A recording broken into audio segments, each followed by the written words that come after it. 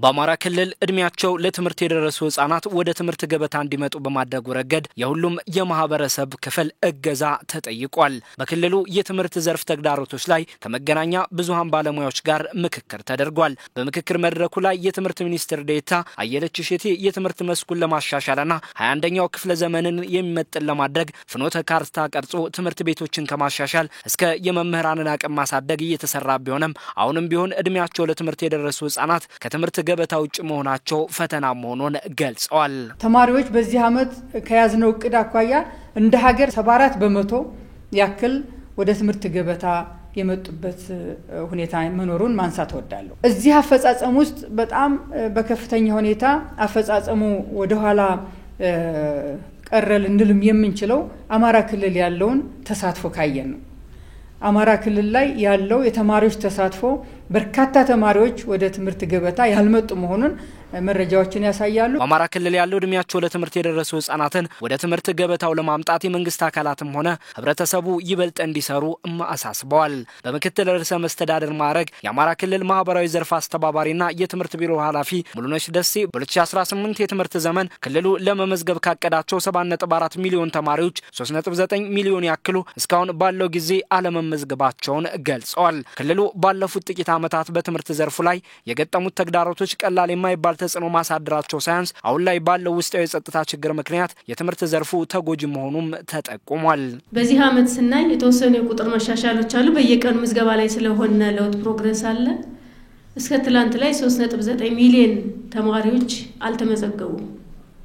ይህ ቁጥር ከስንት የአፍሪካ ሀገራት ከስንት የአውሮፓ ሀገራት ቁጥር ህዝብ ቁጥር በላይ እንደሆነ ብታስቡት በአንደኛው ክፍለ ዘመን ይህን ያክል ህይወቱ የተበላሸ ወጣት እየተጨመረ ሲመጣ ህዝባችን ላይ ዓለምን የሚያምስ ነው የሚሆነው።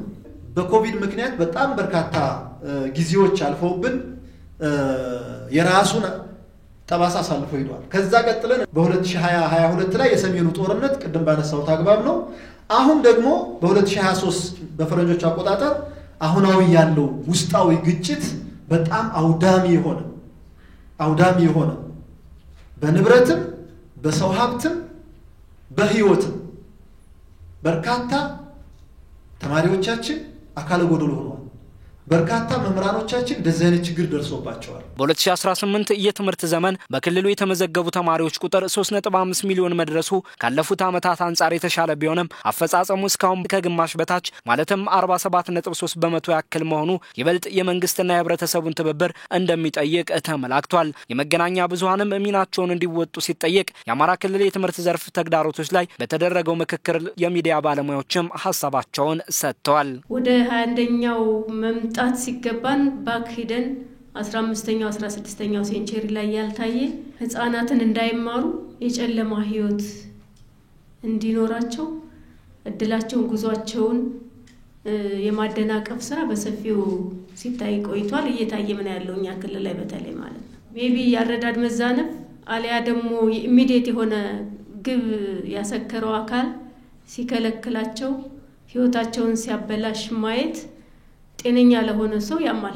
በሀገራችን ታሪክ 5-6 አመት ትውልድ እንደ ትውልድ ትምህርት የተከለከለበት ታሪክ አለ ብዬ አላስብም።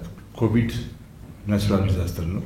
ከዛ በኋላ የተቀበረ ሀገሪቱ አካባቢ በሙሉ ያለ መካከስ ሲረባረብ በነበረበት ዘመን በዋዜማው እንደገና ጦርነት ያጋጠመው ክልል ነው፣ በተለይ ምስራቃዊ ክፍል።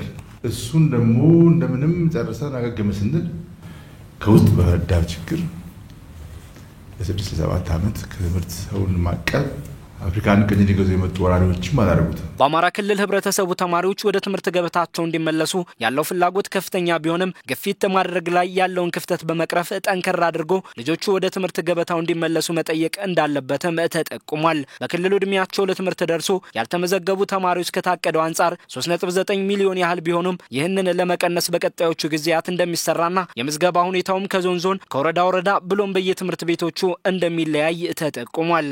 ያለቀሰ ልጆች ሊማሩ ይገባል። የኔ በቃል የተሻለ ህይወት ሊኖራቸው ይገባል። ለህብረተሰቡ ለችግር የለም። ከስጋት ወጥቶ ከትራውማ ወጥቶ ሌላኛውን አካልም ተውልን ብሎ ፊት ለፊት ከመጋፈጥ ላይ የሚቀሩ ነገሮች አሉ። በተግባር የሚገለጽ ነገር ላይ ግን ወደኖች አሉና ይሄ ደግሞ ቅድም ባልኩት መልኩ ከአካባቢ ላይ ህብረተሰቡ ስትሮንግ ዲቤት የሚያደርግባቸው ላይ ያስተማሩ ለምንድነው ተማሪዎች ወደ ትምህርት ገበታ የማይመጡት የሚለው ጉዳይ በትኩረት ተይዞ መሰራት ያለበት ነው የሚል እምነት አለኝ። ወላጆች ልጆቻቸውን ወደ ትምህርት ገበታ እንዲመጡ ትልቅ ኃላፊነት አለባቸው የሚል ሐሳብ ማንሳት እወዳለሁ። ይህን ኃላፊነታቸውን ሊወጡ ይገባል። የመንግስት አካላት በየደረጃው ተማሪዎች ወደ ትምህርት ገበታ ሊመጡ እንዲችሉ በርካታ ስራዎች እየተሰራ ነው ያለው። የመንግስት አካላት ይህንን ትኩረት አድርገው እየሰሩ ነው ያሉት። አሁንም በትኩረት ሊሰሩ እንደሚገባ ማንሳት እፈልጋለሁ። በአማራ ክልል ለክልሉ ለሀገር ብሎም ለዓለም መጻኢ ተስፋ የሚሆንን በሚሊዮን የሚቆጠር ትውልድ ወደ ትምህርት ገበታ እንዲመለሱ በማድረግ ረገድ ሁሉም የህብረተሰብ ክፍል ሚናውን እንዲወጣ ተጠይቋል።